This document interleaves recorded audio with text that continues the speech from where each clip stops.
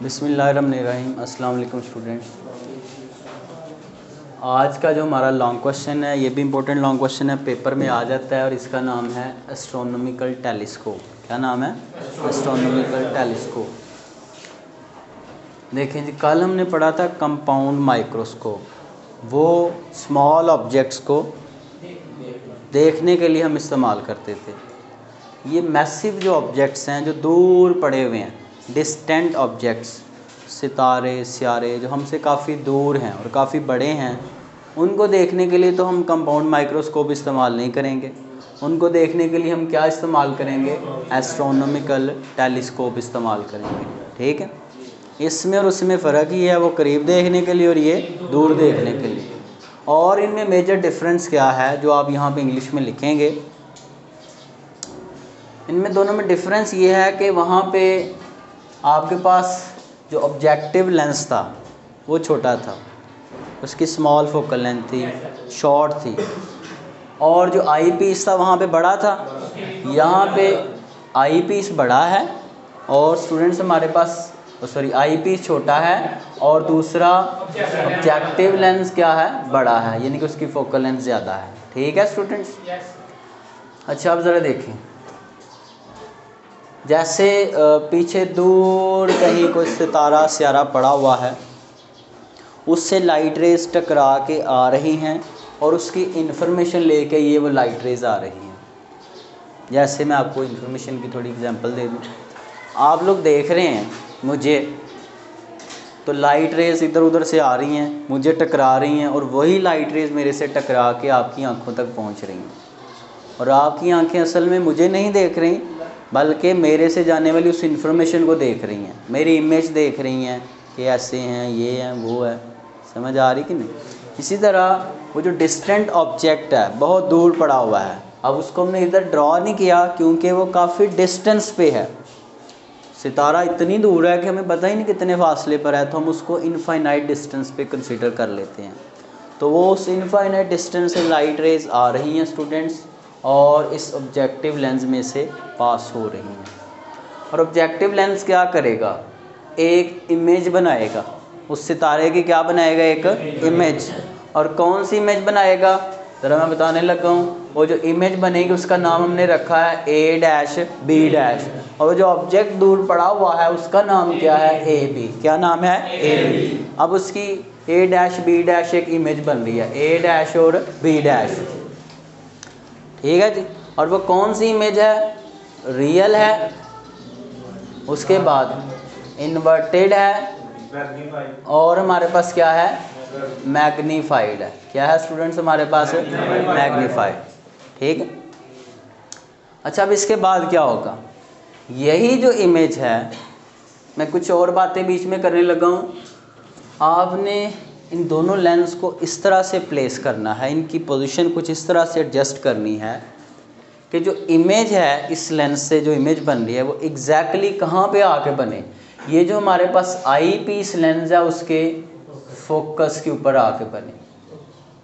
और दूसरा ये याद रखना है कि इन दोनों के फोकस उसी पॉइंट पे लाई करनी चाहिए।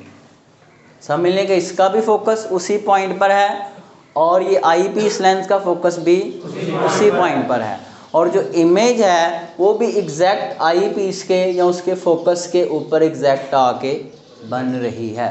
समझ आ गई पॉइंट? अच्छा, नेक्स्ट हमारे पास देखें, ये तो आपको पता ही है बेटा, पहले पूरी बात सुन लें फिर क्वेश्चन कीजिएगा।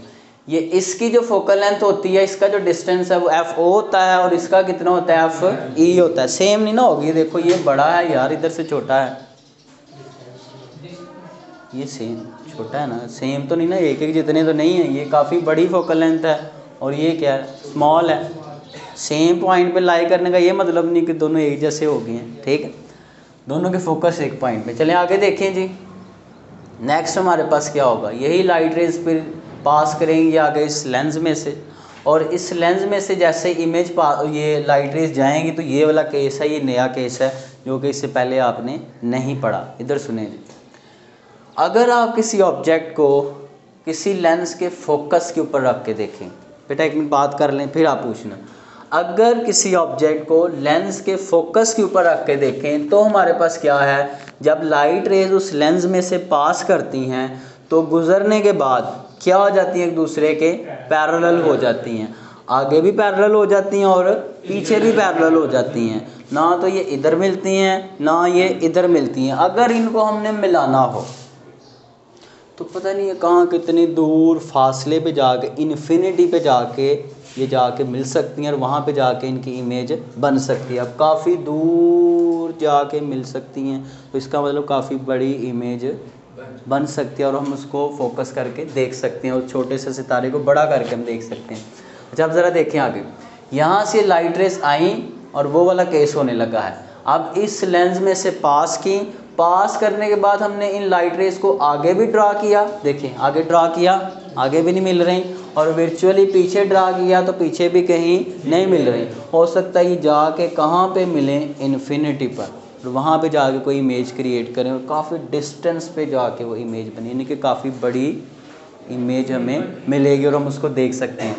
अच्छा, और ज़रा हमारे पास आगे देखें बच्चे, तो ये जो फर्स्ट वाले लेंस की इमेज है वो सेकंड वाले लेंस के लिए किसका काम कर रही है, एक ऑब्जेक्ट का काम कर रही है। किसका काम कर रही है, तो हमने ऑब्जेक्ट को, ये इस इमेज को अब इस लेंस के कहाँ पे रख के देख रहे हैं, फोकस के ऊपर। कहाँ के ऊपर, और जब फोकस के ऊपर रख के देखेंगे तो वो केस आ गया, ये बन गया जी।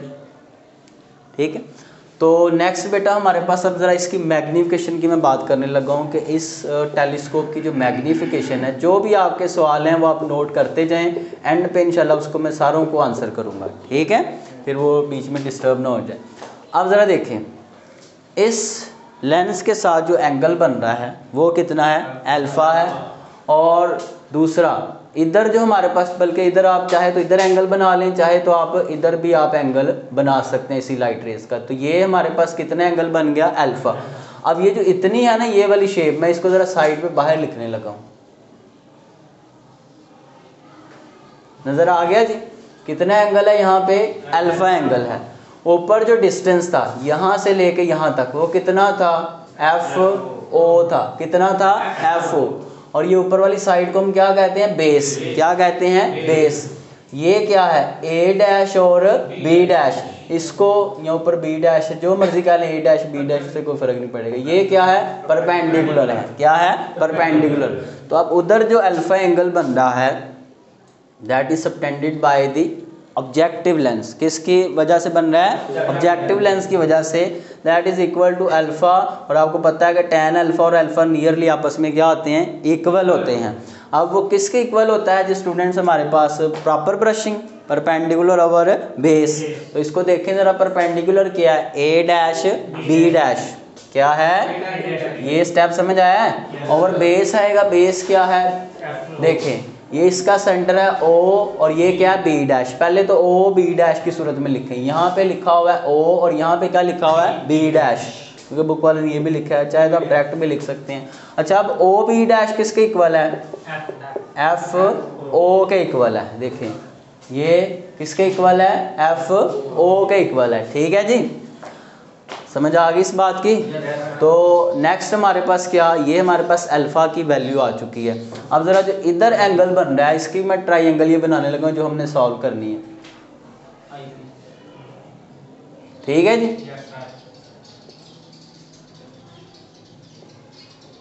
तो यहाँ पे एंगल बन रहा है कितना स्टूडेंट्स, बीटा, और ये है परपेंडिकुलर और ये क्या है, बेस। तो बेस पे देखे कितनी लेंथ बन रही है, FE, कितनी है, FE, और ये क्या था, B डैश और A डैश, ऐसे ही है।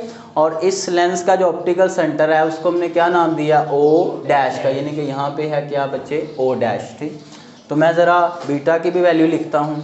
अब यहाँ पे लिख सकते हैं alpha is the angle subtended at the objective lens. ठीक है, और आप नीचे आप किसके बारे में लिख सकते हैं, बीटा के बारे में। Beta is the angle that is subtended at the eyepiece lens. कौन से लेंस के ऊपर, आई पीस लेंस के ऊपर। अब ज़रा वो भी लिखेंगे, तो beta is equal to tan beta.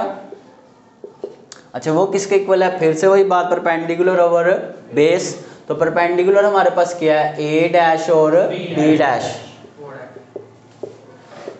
Over हमारे पास बेस क्या है, O डैश B डैश। ठीक है स्टूडेंट्स। अब इसकी ज़रा कुछ अगर वैल्यू पुट करने वाली है तो कर लें। ओ बी डैश किसके इक्वल है, एफ ई के इक्वल है, ठीक है। अब हम जानते हैं फॉर मैग्नीफिकेशन, मैग्नीफिकेशन किसके इक्वल होती है स्टूडेंट्स, एम के, और वो क्या होती है बीटा और अल्फ़ा। तो बीटा और अल्फ़ा हमने निकाल लिया कि नहीं, ये वैल्यूज़ इधर पुट करते हैं। बीटा हमारे पास स्टूडेंट्स क्या है, A dash B dash over F E, और बटे में अल्फ़ा क्या है, A dash B dash over F O, ठीक है। ये बटा बेशक सामने ले जाएं, इधर ही मैं कर लेता हूँ इसको, A dash B dash over F E, ये ऊपर जा उलट हो जाएगा ना, F O over A dash B dash, तो ये आपस में कैंसल आउट हो गए। तो मैग्नीफिकेशन किसके इक्वल आ गया students, F O over F E के इक्वल आ गई है, ठीक।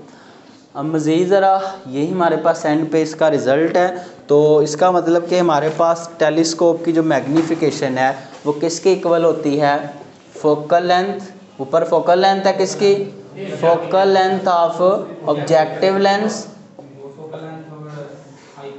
Over focal length of I piece.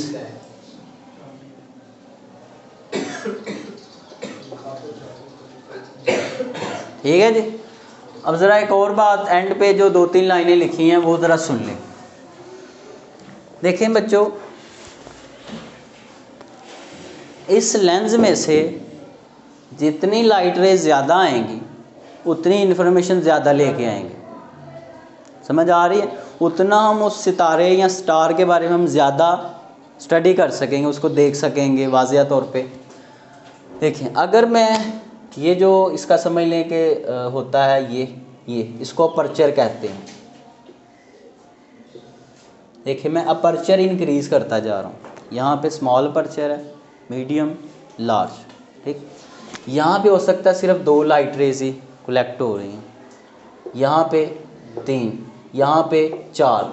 जितनी लाइट रेज ज़्यादा आएंगी उतना ज़्यादा इंफॉर्मेशन कलेक्ट करेगा हमारा कौन सा लेंस, ऑब्जेक्टिव लेंस। कौन सा लेंस, तो जो एस्ट्रोनॉमिस्ट होते हैं, जो आसमानों के बारे में स्टडीज़ कर रहे हैं, सितारों के बारे में, उनको ये प्रॉब्लम फेस करनी पड़ती है कि जो सितारा है अगर उसमें वो जो ऑब्जेक्टिव लेंस अगर शॉर्ट अपर्चर वाला यूज़ करें तो ज़्यादा इन्फॉर्मेशन वो कलेक्ट नहीं कर पाते। तो इस प्रॉब्लम को सॉल्व करने के लिए हमें चाहिए कि हम ऑब्जेक्टिव लेंस लॉन्गर अपर्चर वाला इस्तेमाल करें, ताकि ज़्यादा से ज़्यादा लाइट जो है वो हम कलेक्ट करके उससे इंफॉर्मेशन हम ले सकें, इमेज अच्छी बना के उसको वाज़िया तौर पे देख सकें, ठीक है। तो ये एंड पे 2-3 बातें हैं। और स्टूडेंट्स हमारे पास ये हमारा टॉपिक था, उम्मीद करता हूँ आपको कुछ ना कुछ समझ आई होगी। और एक और एंड पे एक और बात रह गई है, देखें जी, ये मैंने लिख दिया साइड पे कि अगर आप क्या करें, ऑब्जेक्टिव लेंस और आई पीस लेंस की फोकल लेंस को आपस में ऐड अप कर दें, दोनों को ऐड कर दें, तो ऐड करके जो चीज़ बनती है उसको क्या कहते हैं, नॉर्मल एडजस्टमेंट कहते हैं। क्या कहते हैं, इसका एक और नाम भी है, इसको लेंथ ऑफ टेलीस्कोप भी कहते हैं। क्या कहते हैं, लेंथ ऑफ टेलीस्कोप भी कहते हैं। तो ये बच्चों हमारा आज का लेक्चर था। अगर आपके माइंड में अभी तक कोई सवाल बचा है, बाकी है, तो आप पूछ सकते हैं। जी शुरू करेंगे। जी बेटा पूछिए। क्या बनना है, हाँ जी,